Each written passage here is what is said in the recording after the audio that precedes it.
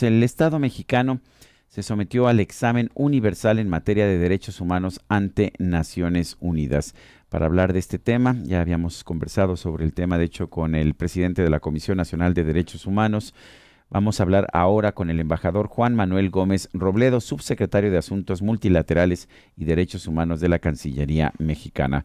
Embajador Gómez Robledo, buenos días. Muy buenos días, don Sergio. ¿Cómo está? Bien, bastante bien. En primer lugar, cuéntenos, ¿cuál es el proceso? ¿Cómo se somete México a un examen de esta naturaleza en materia de derechos humanos? Este es un proceso de carácter universal, es decir, aplica a los 193 Estados miembros de Naciones Unidas.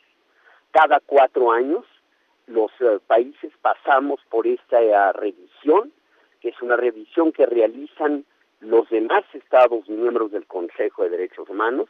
El Consejo es un órgano de composición limitada, tiene 53 miembros, y más los observadores, y los estados que participan en este ejercicio reciben 3 insumos fundamentalmente: el informe que rinde el Estado, el informe que rinde la Oficina del Alto Comisionado para Derechos Humanos y el informe de la sociedad civil.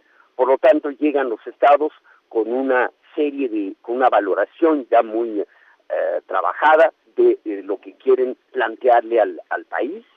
Muchos de ellos envían sus posicionamientos por escrito de manera anticipada, la cual permite al Estado evaluado contestarlas también de manera anticipada.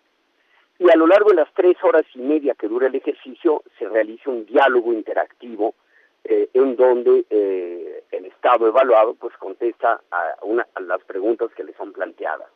Al término de esto, 3 países que conforman una troika, que son elegidos al azar, elaboran el informe que se somete a adopción del Consejo hoy en la tarde y que contiene, además de una síntesis del diálogo interactivo, contiene ya las recomendaciones que se formulan al país evaluado. Allí tuvimos conocimiento del borrador de informe, porque así nos lo compartió la troika, y le puedo decir que el informe pues contrasta mucho con el informe de hace 5 años.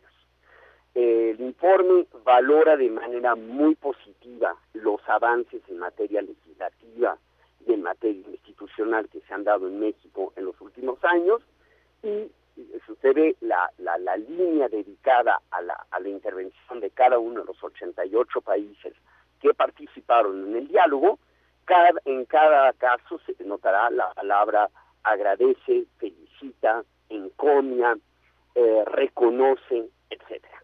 Embajador. Desde luego, en prácticamente todos los casos hay una serie de recomendaciones derivadas de lo que los estados consideran que tiene todavía que hacerse en México. Por ejemplo, perfeccionar el mecanismo de protección a defensores y periodistas de derechos humanos, avanzar en la implementación de la ley de víctimas, armonizar la legislación que quedó pendiente o que ha quedado pendiente con motivo de la reforma constitucional de hace 2 años.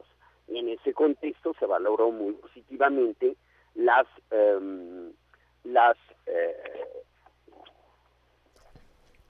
iniciativas legislativas enviadas por el presidente de la República. Entonces, todo eso es parte de la evaluación que se hace, y le puedo decir que el número de recomendaciones que vamos a recibir, que oscila alrededor de 188, es un dato relativamente menor en cuanto al número.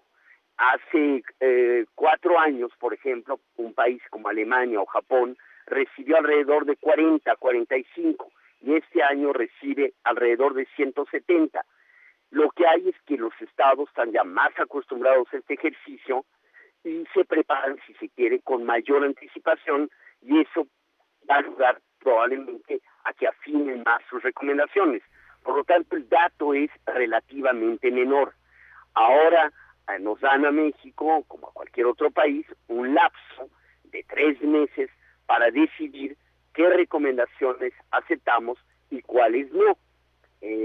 Tendremos hasta marzo del año que entra para ello, y esto va a ser muy útil para que el grupo interinstitucional que estuvo trabajando en la formulación, en preparar el informe de México, pues ahora este grupo pueda valorar las recomendaciones e incorporarlas, en su caso, en las políticas públicas que adopte el gobierno federal, de manera muy señalada, el Programa de Derechos Humanos, el Programa Nacional de Derechos Humanos. Embajador, hay quienes señalan que no se toma en serio por parte del Estado mexicano esta lucha a favor de los derechos humanos, que sigue habiendo este asunto de la tortura, la figura del arraigo, la desaparición forzada, pero usted lo que nos está señalando es que sí hay avances y que estos han sido importantes.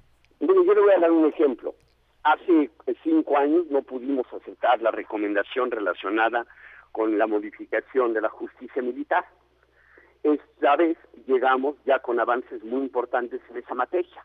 A juzgar, si usted ve la intervención del representante de la Secretaría de Defensa Nacional, notará que señaló que en efecto se está redefiniendo la competencia de la justicia militar para cumplir con lo que ha dicho la Suprema Corte y la Corte Interamericana de Derechos Humanos, y señaló, por ejemplo, que ya se ha declinado la competencia en favor de la autoridad civil en más de 500 casos en un lapso de 1 año y medio. Bueno, pues ahí, en efecto, atendimos el señalamiento que se nos hizo hace 5 años. En materia de arraigo, el representante de la Procuraduría General de la República señaló que el arraigo está siendo reevaluado ahora y que su uso se ha vuelto todavía más excepcional. No está eliminado, figura todavía en la Constitución, pero su uso se ha vuelto todavía más excepcional y está siendo evaluado. Y así sucesivamente, en todos los rubros que generan mayor preocupación, se ha dado cuenta de un trabajo institucional en el que los estados de la República tienen un papel muy importante. De ahí la importancia de la presencia del gobernador de Coahuila como representante de la CONAGO, y también el hecho de que se destacara que muchas de las acciones que se están llevando a cabo hoy han sido también resultado del Pacto por México.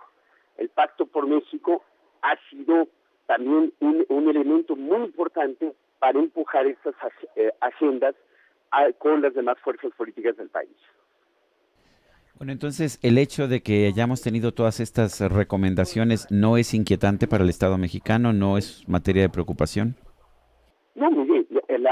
Tomaremos muy en serio todo lo que salga del informe esta tarde.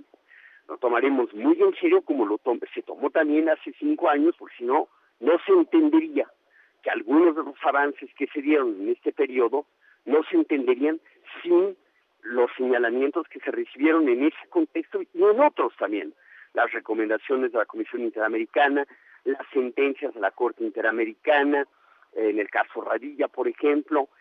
Todo eso ha generado pues no solo una toma de conciencia en general en el país, pero un mayor compromiso de las autoridades, del Poder Legislativo, del Poder Judicial. No podríamos explicar todos estos avances sin el papel vanguardista que ha desempeñado la Suprema Corte de Justicia. Señor embajador, gracias por tomar nuestra llamada.